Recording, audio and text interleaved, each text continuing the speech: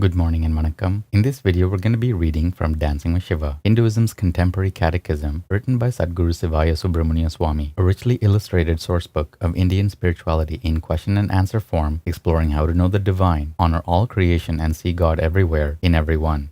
Today's lesson is lesson 34, and we'll begin by reading the caption to the facing image.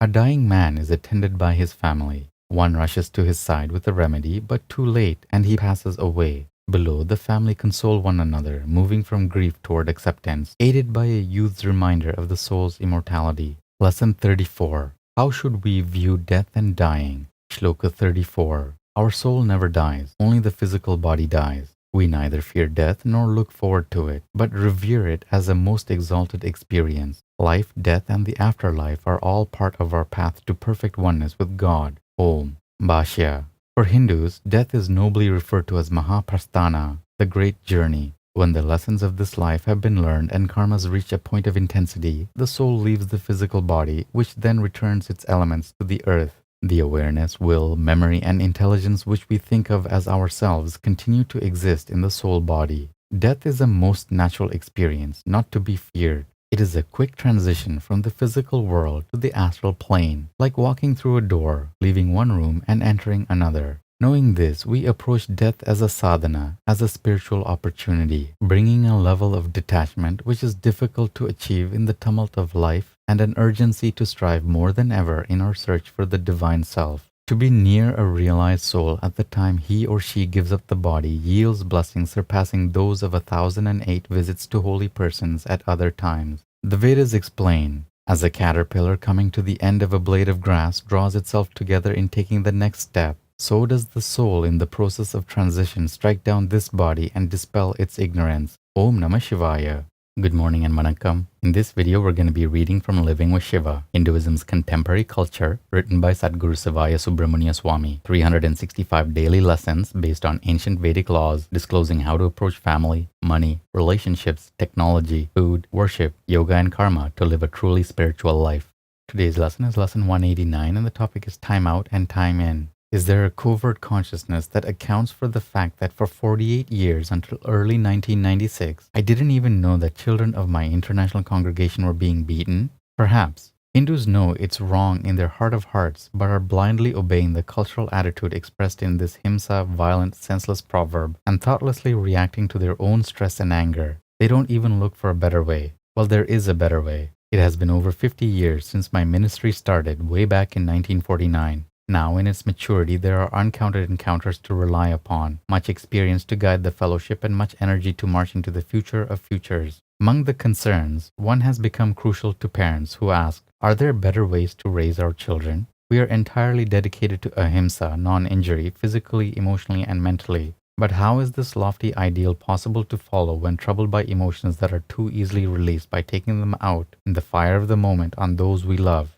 How can misdeeds that happen in the home be absolved and examples set that prevent their repetition generation after generation? For parents seeking effective nonviolent alternatives, they are readily available today in excellent books. One strategy educators recommend is called time out, 1 minute for each year of the child's age, hence 10 minutes for a 10-year-old. This tells the child that if he doesn't behave in a reasonable way, he will be separated from other people. Time out, sitting quietly in a room, works best in conjunction with its opposite, time in. Time in is quality time spent with the child in an activity he enjoys and just being together. Time in includes letting children share their feelings, positive or negative, with parents lending a receptive, understanding ear. There are new methods and new principles, such as in Nandinada Sutra 138. Shiva's followers never govern youth through fear. They are forbidden to spank or hit them, use harsh or angry words, neglect or abuse them. They know you can't make children do better by making them feel worse. This goes along with the innovative approach being taken by psychologists, sociologists, and educators in consideration of the turmoil that engulfs today's world. The truth is being accepted that methods that rely on what experts call punishment power, scolding, taking away privileges, spanking, do not elicit more desirable behavior in children or adults. Rather, they produce hostility, resentment, and the desire for retaliation.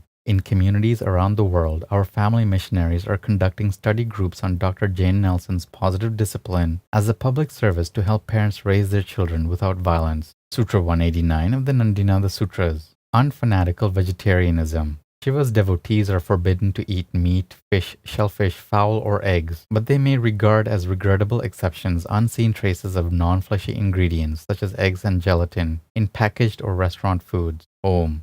Good morning and vanakkam. In this video, we'll be reading from Merging with Shiva, Hinduism's Contemporary Metaphysics, written by Sadguru Sivaya Subramania Swami. 365 enlightenment lessons from a mystical master, revealing the depths of Raja Yoga, the clear white light, the states of mind, and the ultimate spiritual destiny of every seeker. Today's lesson is lesson 189, and the topic is uncovering the light of the soul. As we study the mystical teachings of our religion, we begin to reprogram the subconscious mind and mold it like we mold clay. We become more conscious of our fears. We tell ourselves there is nothing to be afraid of. There is not one thing to be afraid of. We are able to talk to the subconscious mind in this way. It is called affirmation. I am a fearless being. I am a fearless being, we keep saying to ourselves time and time and time again. In affirming this truth, we begin re-educating or reprogramming the subconscious mind. Finally, we begin to remove the layers upon layers covering the soul. In India, there is a traditional analogy of a lamp whose light is concealed by a screen of colored pieces of cloth. It is said we can uncover the lamp representing the light of the soul by reprogramming the subconscious. First, we take off the black piece of cloth.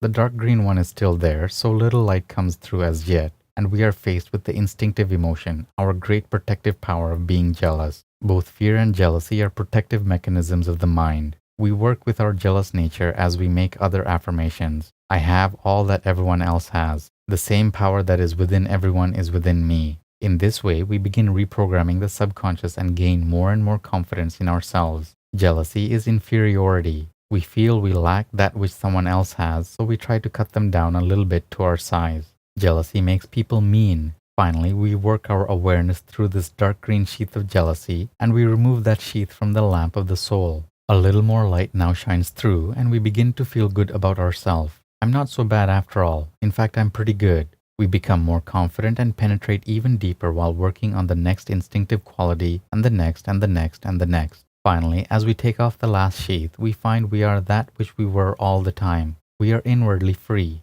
We have removed awareness from the conscious mind and brought it through the subconscious state into pure superconsciousness. Now the physical body seems to us but a shell, a place in which we live in order to express ourselves on the surface of the earth. The spiritual body seems to us to be our real body, and we wonder why we didn't realize that before. And that's it for today's lesson. Take care of yourselves, have a beautiful day, and we'll see you in the next video. Om Namah Shivaya.